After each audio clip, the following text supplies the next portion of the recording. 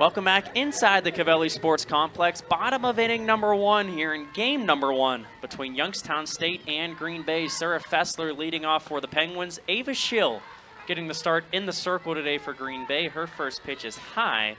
Count will move to 1-0. Schill making her 7th start of her freshman campaign. Owns a record of 3-6 on the season. The 1-0 to Fessler is hit into left field, high, deep, going back as the left fielder over her head and over the fence. Sarah Fessler, leadoff home run, and the Penguins get on the board first here today.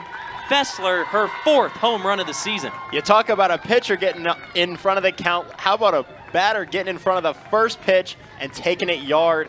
What a hit from Fessler there, and this is going to be a momentum. This is already on the momentum side of the Penguins. Fessler just amped that thing up times a million. Let's see if the rest of this lineup can kind of replicate that kind of success. And trust me, there's plenty of powerful bats following her that can definitely replicate similar success. Well, you couldn't ask for much of a better starter for Youngstown State. First swing of the day is over the fence. And the first pitch of the next batter, Lydia Wilkerson, is on the inside corner for strike number 1.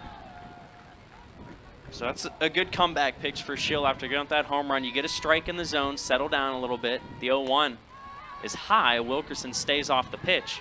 Count even now at 1-1. If you're a Penguin fan, this is the exact bat that you want up to the plate. Obviously, Fessler takes it over the fence on the first pitch, and then you bring up Wilkerson, who's batting .341 on the year. Wilkerson, only a freshman, owns the top batting average on Youngstown State's team. She swings right through that pitch, and the count is now 1-2. Lydia Wilkerson, we mentioned, a freshman on this team out of Westerville, Ohio. Looking to fight back here. The 1-2 chop to the left side, foul. Right past the Youngstown State dugout. Count will remain 1-2. Wilkerson is also the only member of either side who is ranked in the top 10 in the Horizon League in batting average. She is ranked 6th right now with her .341. So this is arguably the most consistent bat that we're going to see on this field today. We'll see if she can get on. The 1-2 once again from Schill. Off the plate and outside, ball tailed out.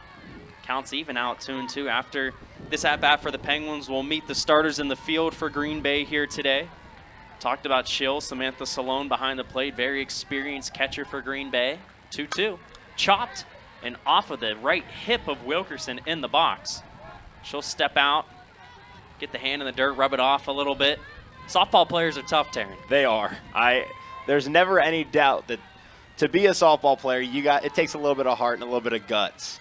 2-2, chopped again, off the facing of the Youngstown State dugout. Nice battle here from the freshman and Wilkerson.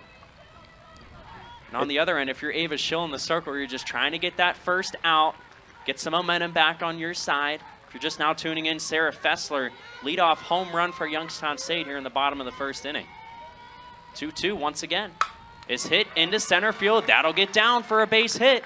Lydia Wilkerson wins the battle in the box, and the Penguins have a runner on here, still nobody out. That's going to definitely help the average. That was a really great at-bat for Lydia Wilkerson, obviously going down in the count early and then fighting back, chopping back into advantage and try to even out the count. And a lot of people look at those foul balls and they think it's a bad hit, it's bad contact, but sometimes just making contact with the ball gives you that confidence that you need, and right there, got her on base. First baseman Jillian Jackson now up to the plate for the Penguins. First pitch from Schill is inside for ball number 1. Jillian Jackson batting .299 on the season for Youngstown State. We talk about star freshman. She bursted onto the scene for Youngstown State, won Horizon League Freshman of the Year back in 2021. The 1-0, chest high, called strike by our home plate umpire, Kim Vargecko. Though both teams exchanging good defensive possessions back to back. Now the Vikings will look to extend this lead once more. Robinson to Louder in the corner, playing with those 3 fouls. Fires a pass to Arnett, it's deflected. He's able to keep it, and Cleveland State has numbers now. Williams into Reed. He's fouled, and he'll head to the line for 2 shots. It's 50-50 balls like that that make the difference here in the postseason. And Cleveland State was able to be the more physical squad, and Tay Williams is going to head to the free throw line. Ziggy Reed thought that he was pushed off. No, I don't see a push off there. That's just Williams lowering the shoulder. Tay Williams, senior forward out of Chicago, Illinois, has 10 points on the night, 2 for 4 from the free throw line. And if Tay Williams did push off, he pushed off below the waist, which you're allowed to do. Youngstown State student section trying to wreak havoc for Williams. First free throw is an air ball. Williams was way short. He's going to give himself a little bit of a smirk after that one. Oh, and that's going to boy. make the student section even louder. And DJ Burns telling the student section, hey, let's make some noise here. Ron, is this not what college sports is all about? And I'm loving the way this atmosphere is tonight in Bingley. This is a great atmosphere. Chance for Williams to redeem himself. Second shot, rattles out. And DJ Burns comes down with the rebound, his 11th of the evening. Thompson quickly driving in. And then offensive foul is going to be called before the shot goes up. Jalen Rice taking the contact. And Brett Thompson, that was pretty obvious. Well, look, the fans aren't going to be happy with this, but if you look at the instant replay, he pushed off. There's no two ways about that. The Penguins can get this crowd in all they want, but at the end of the day, they're going to have to start putting the ball through the hoop. You just can't push off on an open space like that and expect to get away with it. Dylan Arnett passes it off to Jalen Rice. Rice, junior out of Jackson, Mississippi, has been one of a few key bench pieces tonight for Cleveland State. 11 seconds on the shot clock. Rice driving on Reed. He'll kick it out to the corner. 3 ball from Robinson is perfect. Chase Robinson with his 3rd 3 ball of the night, and the lead is back up to 10. Well, that's one of the kids that I thought was going to step up in a big, big way, and Chase Robinson has 9 points on 3 3-point shots. Thompson double team down low. Man on the floor for the Vikings. YSU has a 5-on-4. Rush top of the key 3. Off the mark. Fight for the rebound. Burns has it. He'll put it back up and he'll put it through. DJ Burns has done that all season long. He is the YSU D1 single season record holder in total rebounds. He's up to 8 points and 12 boards. Yeah, Penguins need to play some serious D right here. Now into the game for Cleveland State. Ramar Pryor loses the dribble, stolen by Langdon. 3-on-2, behind the back pass to Thompson, but Pryor did a good job of seeing the man. Rush drives in, right-handed layup, good, plus the foul. Cleveland State getting a little lackadaisical defensively, not moving their feet.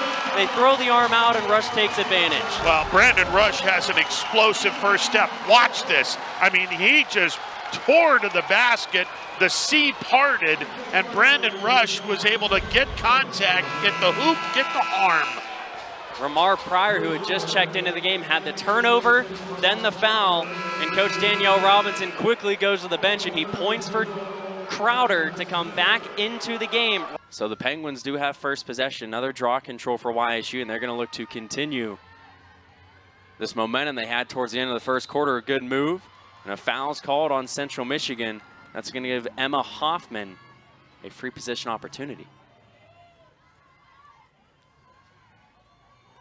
So we'll see if the Penguins can possibly tie this ball game up. Excuse me, that's Katie Grotenthaler with it. Her shot off the mark. Saved by Alexa Martell. Martell's been busy here already early in this first half, and you're going to see it. A lot of the Penguins know that you can really catch Martell off guard if you go one-on-one, especially the free position shots, wide open opportunities. It's just a one-on-one. If you have no defense there, you can take it and you can make a play. If you beat the goalie, that's fine. If not, take it the other way. Youngstown State, over the season, they've been very aggressive in free position opportunities, but they haven't executed too often. Just 17 for 48 on free position shots coming into today. A hard shot and a goal for the Chippewas. Sky DePrado with her 2nd goal of the afternoon. That'll give the Chippewas a little bit of cushion once again. Lead now up to 5-3 as we take another look at this powerful shot by DePrado right past the stick of Paige Borkowski. And for DePrado, that was an excellent shot, being able to not only really backpedal it on the shot, but there was no one even there. It was kind of like being able to read the trajectory, and she got it, and she fit it right in there. DePrado, somewhat of a homecoming for here today. DePrado from Pittsburgh, Pennsylvania, attended North Allegheny High School. Central Michigan has a few girls on their roster that have some somewhat local ties. Sadie Hinkle from Medina, Ohio. We talked about DePrado, Victoria Chessens from the state of Ohio, Josie Allens from the state of Ohio. You're near the Pittsburgh area, John. Newcastle guy. Yeah, a little bit close to here. Closer than I am. 25 minutes. Central Michigan controls the draw. Now they're going to look to, again, go back on a run of their own. The Penguins had 3 straight goals. The Chippewas put an end to that. Now can they extend this lead once more? Just underway here in our second quarter of action. Ball on the stick of Hoon. McKenna Hoon drives in her shot past the stick of Borkowski, and a quick 2-goal stretch for Central Michigan makes this a 6-3 lead for the Chippewas. Well, Romo, there's the runs we've been talking about. You can see really just the defensive breakdowns that have been happening, which allows them to go on the run. And Hoon, she just found the wide open one-on-one. And we talked about the goalie play, and both teams are taking advantage of that because, again, they've played a lot of minutes in the back of the cage. And now you're getting into the end of the season. And, again, that energy and being able to read what's going on, it starts to play a role. And these offenses, they know to take advantage of that.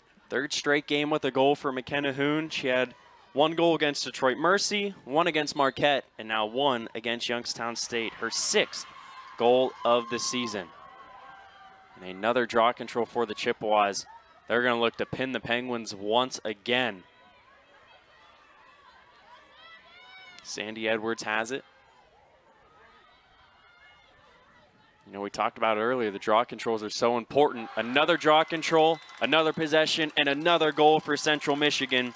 Sandy Edwards finds the back of the net, her first goal of the day. And this is crazy, John. Central Michigan now 7 goals from 6 different players. Welcome back to the Beagley Center. Anthony Romo, glad to be joined with Assistant Commissioner of the Horizon League, Dan Glide. Dan, thanks for joining me. Thanks for having us. Really appreciate it. So this is arguably one of the most exciting times of the year for basketball fans, if not the most exciting. The 2023 Barbasol Horizon League basketball championships taking place. Already had a few upsets in the first rounds on the men's and women's side. Just talk about how exciting a time this is. I mean, this is what we all do and what we prepare for every single year. I mean, this is the pinnacle moment for these men's and women's basketball student athletes. We're so excited, have all these games on campus, and then the move to Indianapolis March 6th and 7th. Yep, like you said, this is the last round for campus sites. Youngstown State lucky enough to have both our men and women having games on the campus here tonight. And you talked about going to Indy. It's a very exciting place to hold our semifinals and finals just next week, early next week. Of course, a great basketball site, but there's a lot more to do in Indianapolis. For fans who aren't really familiar with the area, just talk about what else there is to do in Indy. Yeah, well, Indianapolis is a fantastic location for us, centrally located destination city. So really happy to be there. Just signed a 4-year extension to have the championships, both the men's and women's, there through 2026 at the Indiana Farmers Coliseum. So really, really excited for that as well. Tons of stuff going on both Monday and Tuesday. First of Vallejo Fan Zone. Fans can come before the games, get some food, watch some games, play some games, pop a shot, things like that, so really exciting. We have the Key Bank International Women's Day tip-off celebration Tuesday before the men's championship game, Power Pack panel of women's leaders in Indianapolis, so really excited for that. Also, we have the Anthem School Day before the women's championship game. Almost 2,700 elementary school, middle school students are going to be on site learning about STEM, education, and then come into the women's championship game. Awesome atmosphere for a championship game when you got almost 3,000 people in the stands for that. So really excited for that. And then last is Officially Human, an event taking place that's really to help promote and mentor future officials. So tons going on in Indianapolis. Want everyone out there to help support. And of course, just like everything you said, the Horizon League has done a great job making Indianapolis such a central site and having so many things to do there for fans during their hopefully 2-3 day long stay for their winning team to hopefully make it on to the NCAA tournament. One final question, where can fans purchase tickets for Indy? Yeah, go to horizonleague.com/Indy. That's where you can find all the information on buying tickets and everything we just talked about. All right, Dan, thank you for joining me, and have a good fun here in Youngstown. Thanks, really appreciate it.